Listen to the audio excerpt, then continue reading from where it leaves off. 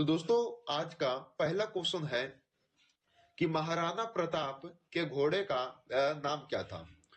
तो दोस्तों अगर आप किसी भी क्वेश्चन का आंसर पहले से जानते होंगे तो अपना जो सही आंसर है कमेंट में जरूर टाइप कीजिएगा। तो महाराणा प्रताप के घोड़े का नाम क्या था दोस्तों? बहुत ही आसान सा प्रश्न है, तो इसका सही आंसर होगा ऑप्शन बी, चेतक। तो दोस्तों चेतक जो है यह महाराणा प्रताप के घोड़े का नाम था। अगले क्वेश्चन देखिएगा दोस्तों। अगले क्वेश्चन में पूछा गया आपसे कि वास्को डी गामा भारत कब आया था। तो दोस्तों वास्को डी गामा जो है ये भारत कब आए थे दोस्तों? तो दूसरे क्वेश्चन का सही आंसर इसका बी होगा 1498 ईस्वी में। तो इसे भी आप लोग याद रखिएगा दोस्तों कि 1498 ईस्वी में वास्को डी गामा जो है ये भारत आए थे। अगले क्वेश्चन देखिएगा। अगले क्वेश्चन में पूछा गया दोस्तों आप सभी से कि रोलेट एक्ट को किस वर्ष पारित किया गया था। तो दोस्तों इसे भी आप लोग याद रखिएगा कि रोलेट एक्ट को किस वर्ष में पारित किया गया था दोस्तों। तो इसे किया गया था पारित 1919 ईस्वी में, यानी कि इसका जो आंसर होगा ऑप्शन ए हो जाएगा। अगले क्वेश्चन देखिएगा कि सम्राट अशोक किसके उत्तराधिकारी थे। तो दोस्तों सम्राट अशोक जो थे वो किसके उत्तराधिकारी कहलाते थे दोस्तों? तो चौथे क्वेश्चन का सही आंसर इसका बी होगा, बिंदुसार के उत्तराधिकारी थे। यानी दोस्तों याद रखिएगा बिंदुसार जो है ये उत्तराधिकारी थे किसका? सम्राट अशोक का।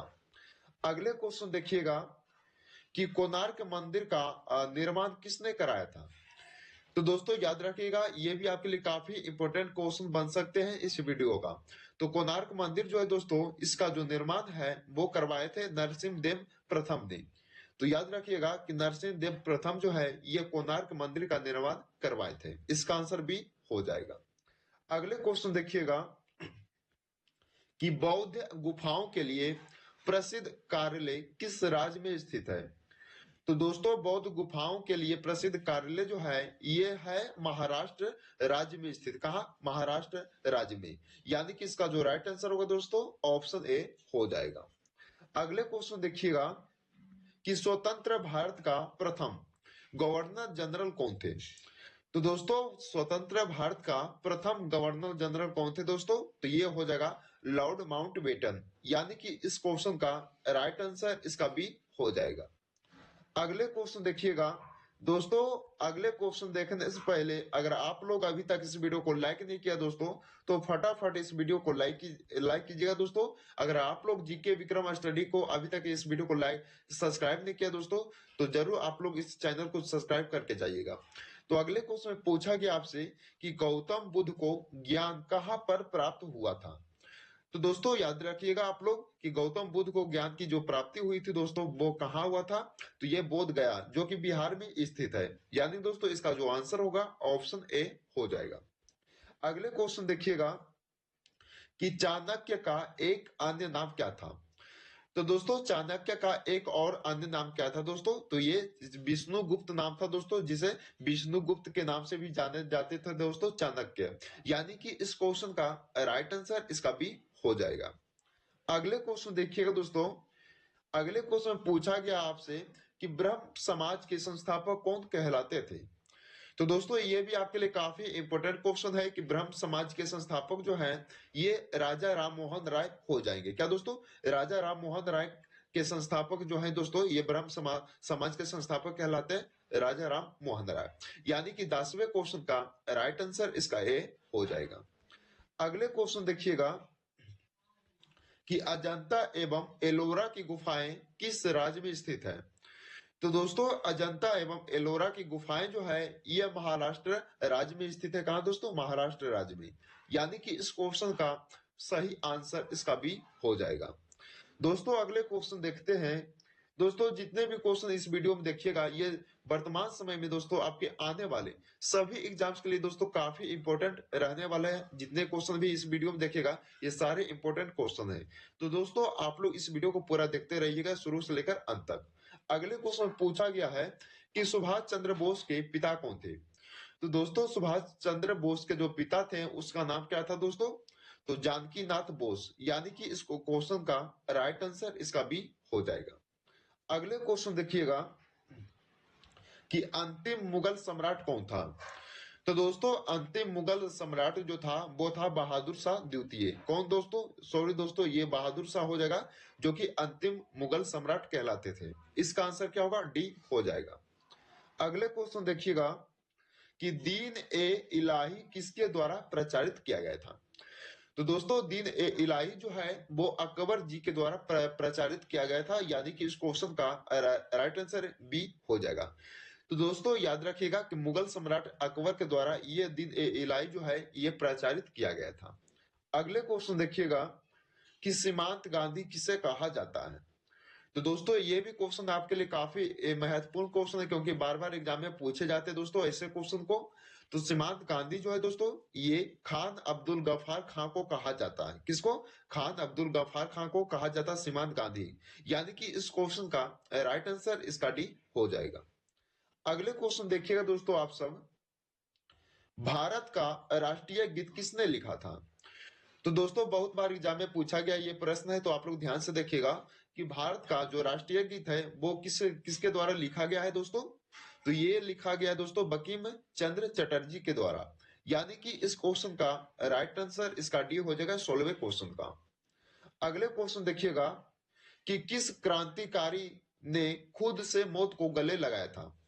तो दोस्तों ये काफी इंपॉर्टेंट क्वेश्चन बन सकता है इस वीडियो का दोस्तों, तो आप लोग ध्यान से देखिएगा और हर एक क्वेश्चन को दोस्तों आप लोग बारीकी से समझिएगा, ताकि जितना भी क्वेश्चन हो दोस्तों आपको याद रहे। तो किस क्रांतिकारी ने दोस्तों अपने खुद से जो है गले लगाया था मौत का? तो याद रखिएगा चंद्रशेखर आजाद, यानी कि इसका आंसर ऑप्शन सी कहलाएगा। अगले क्वेश्चन देखिएगा दोस्तों, अगले क्वेश्चन में पूछा गया आपसे कि भीम बेटका की गुफाएं कितने साल पुरानी मानी जाती है? तो दोस्तों भीम बेटका की गुफाएं जो है ये 30,000 साल पुरानी मानी जाती है, यानी कि इसका जो राइट आंसर होगा दोस्तों ऑप्शन डी इसका हो जाएगा। अगले क्वेश्चन देखिएगा कि बिस्मार्क ऑफ इंडिया किसे कहा जाता है? तो दोस्तों बिस्मार्क ऑफ इंडिया जो है ये वल्लभ भाई पटेल जी को कहा जाता है, यानी कि सरदार वल्लभ भाई पटेल जो है ये बिस्मार्क ऑफ इंडिया के नाम से जाने जाते हैं, यानी कि इस क्वेश्चन का राइट आंसर इसका बी हो जाएगा। अगले क्वेश्चन देखिएगा कि स्वतंत्रता सेनानी भगत सिंह को किस वर्ष फांसी दी गई थी? तो दोस्तों स्वतंत्रता सेनानी भगत सिंह को किस वर्ष में फांसी दी गई थी दोस्तों? ये काफी इंपोर्टेंट क्वेश्चन बन सकता है आपके लिए दोस्तों, तो इसे भी आप लोग याद रखिएगा।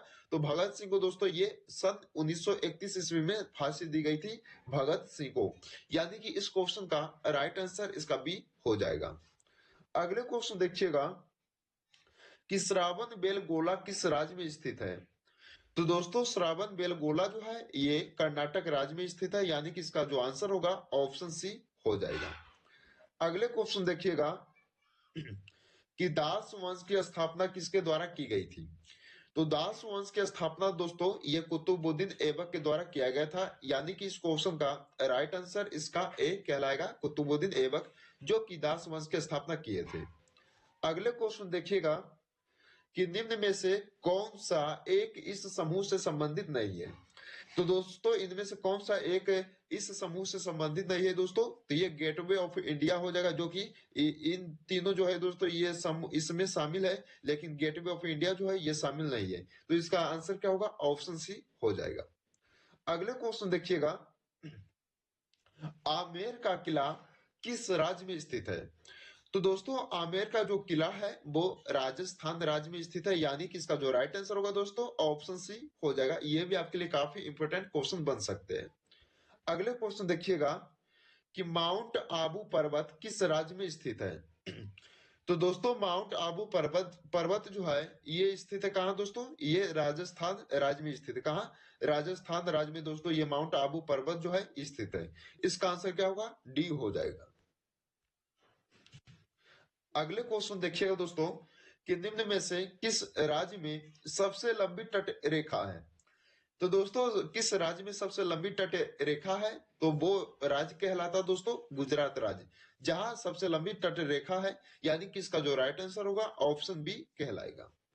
अगले क्वेश्चन देखिएगा दोस्तों आप सब कि निम्न में से कौन सी गैस को हास्य गैस भी कहते हैं? तो दोस्तों कौन सा गैस है जिसे हम लोग हास्य गैस के नाम से भी जाने जाते हैं दोस्तों? तो ये नाइट्रस ऑक्साइड गैस जो है ये हास्य गैस भी कहा जाता है। यानी कि इसका जो राइट आंसर होगा ऑप्शन सी हो जाएगा। अगले क्वेश्चन देखिएगा दोस्तों। अगले क्वेश्चन देखने से पहले अगर आप लोग अभी तक इस वीडियो को लाइक नहीं किया दोस्तों तो फटाफट इस वीडियो को लाइक कीजिएगा।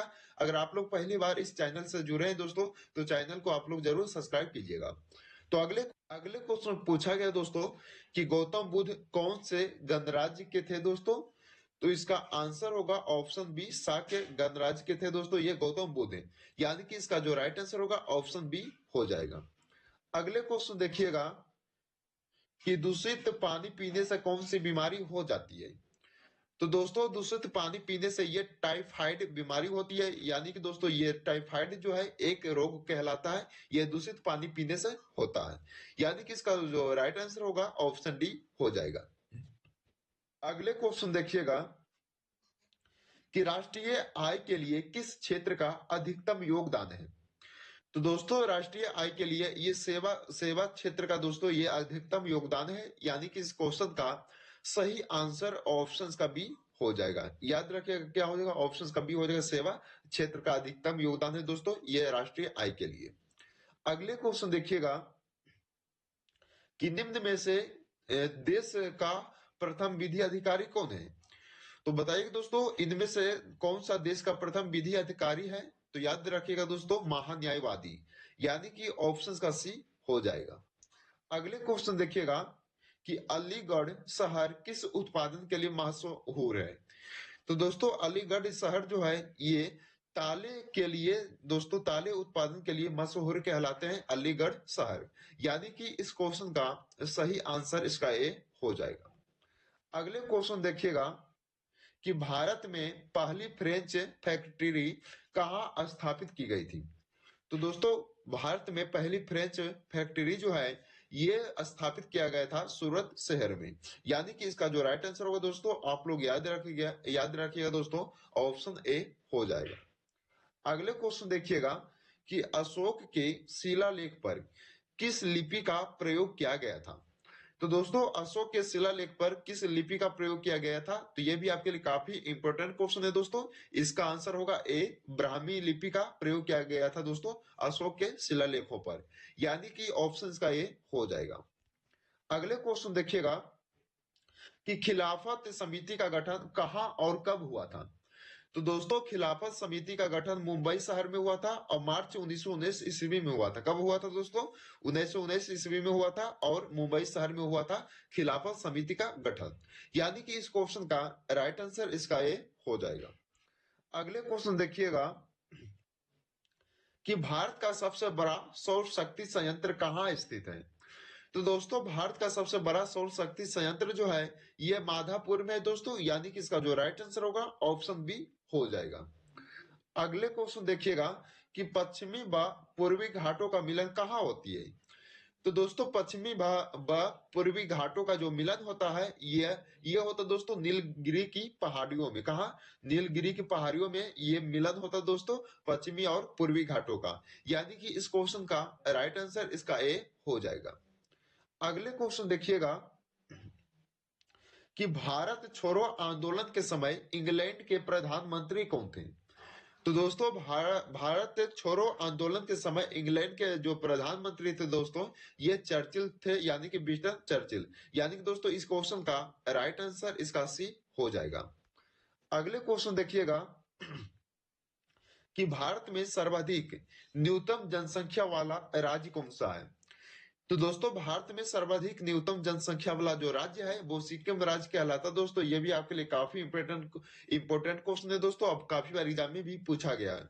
तो भारत में सर्वाधिक न्यूनतम जनसंख्या वाला राज्य जो है सिक्किम राज्य कहलाता है। यानी कि आंसर इसका बी